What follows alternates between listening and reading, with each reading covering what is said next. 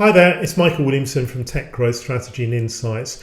Did you know that 70% of sales are lost because of simple, avoidable mistakes? That's right, 7 out of 10 potential deals slip through the cracks, not because your product or service isn't up to scratch, but due to errors that can be easily fixed. And if you're a CEO or CMO of a B2B technology company, this video is for you. Stick around as we dive into the most common mistakes that could be costing you millions in lost sales, and more importantly, how to avoid them. And we all know the frustration of a sales pitch that seemed promising but ended with a no thank you. What's even more frustrating is realizing that the deal was lost due to something that could have been prevented, whether it's poor follow-up, not truly understanding the customer's needs, or simply ineffective communication.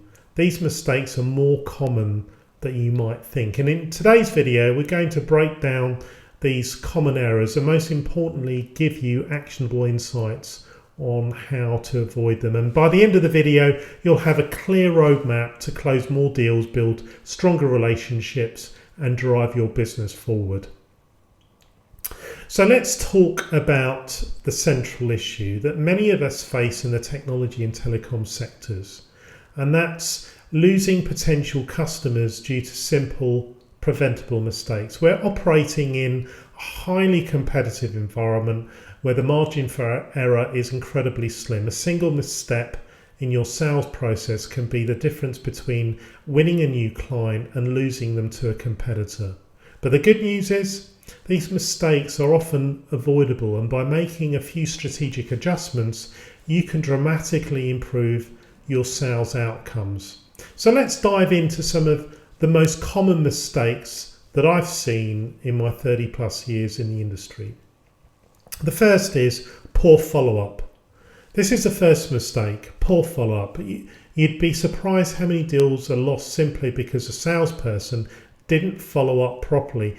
Maybe they didn't reach out soon enough, or perhaps they only contacted the prospect once and then gave up. The key to successful follow-up is persistence. I always tell my clients it's not about pestering your prospects, it's about showing them that you're committed to helping them solve their problem. And a simple check-in email or phone call showing that you understand their needs and are still eager to help can make all the difference. Secondly, a lack of understanding customer needs. This is a lack of understanding of the customer's core needs, and it's a real big one.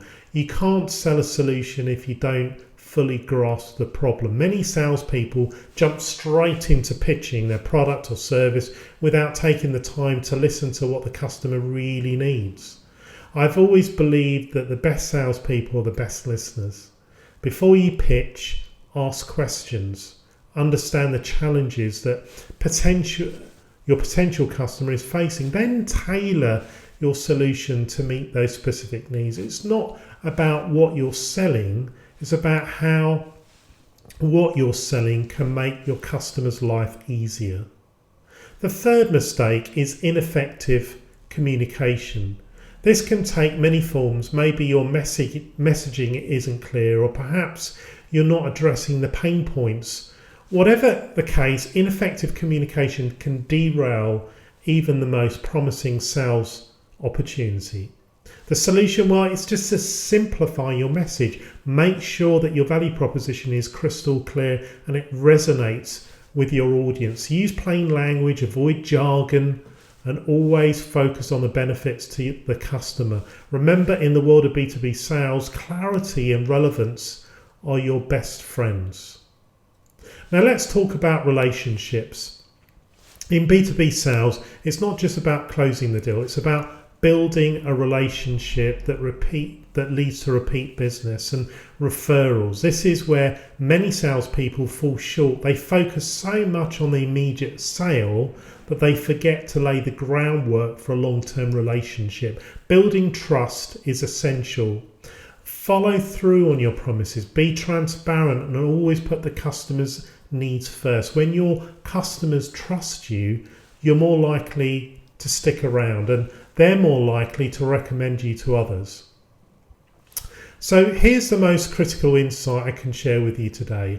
The key to improving your sales outcomes lie in building relationships. Yes, understanding your customer needs and communicating effectively are crucial. But at the end of the day, people buy from people they trust. If you can establish trust and show genuine interest in helping your customers succeed, you'll not only close more deals, but you'll also create a loyal customer base that will drive your business growth for years to come.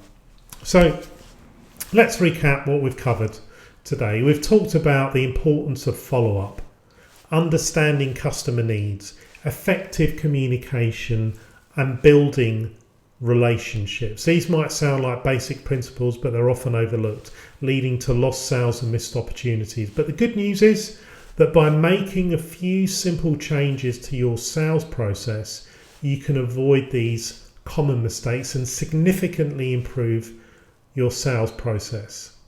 And if you found this video helpful, I encourage you to take the next step. At Tech Growth Strategy and Insights, we offer a free growth opportunity assessment. It's a strategic evaluation of your company's markets, your competitors, your customers, and your growth strategy, and we'll help you identify where you might be losing sales and what you can do to fix it. So if this interests you, just click on the link in the description to see if your company qualifies for this free growth opportunity assessment. Don't miss out on the chance to turn those lost sales into wins. Thanks ever so much for watching, and I'll see you in the next video. Thank you and God bless. Bye-bye.